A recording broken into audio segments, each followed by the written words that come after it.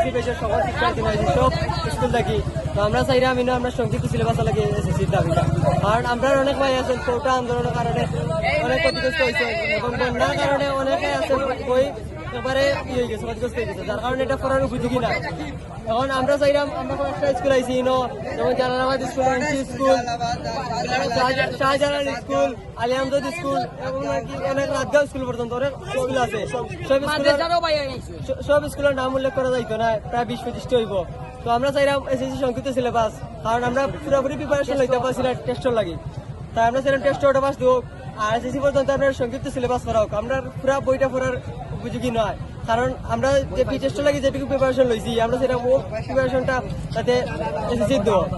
আর আমরা পুরোপুরি বই পড়তাম পারতাম না, কারণ প্রথমত হইলে আমরা কোটা আন্দোলনের শিক্ষার্থী ভাইরা অসুস্থ, তারা প্রিপারেশন লইতে পারছেন না।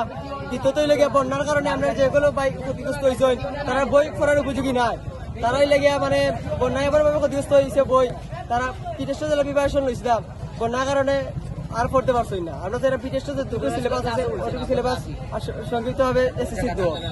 আর চেষ্টা লাগে আমরা পুরোপুরি প্রিপারেশন নিতে পারছি না। দেশে বিভিন্ন প্রাকৃতিক দুর্যোগ, সামাজিক দুর্যোগ, রাজনীতি বিরোধী কারণ, বিভিন্ন আন্দোলনের কারণে, কোটা আন্দোলনের কারণে এবং কার্ফিউর কারণে আমরা একভাবে পড়তাম পারছি না, আমরা প্রাইভেটে পড়তাম পারছি না। কিংবা আমরা পরীক্ষা দিই আমরা তো চেষ্টা লাগে বুঝি না।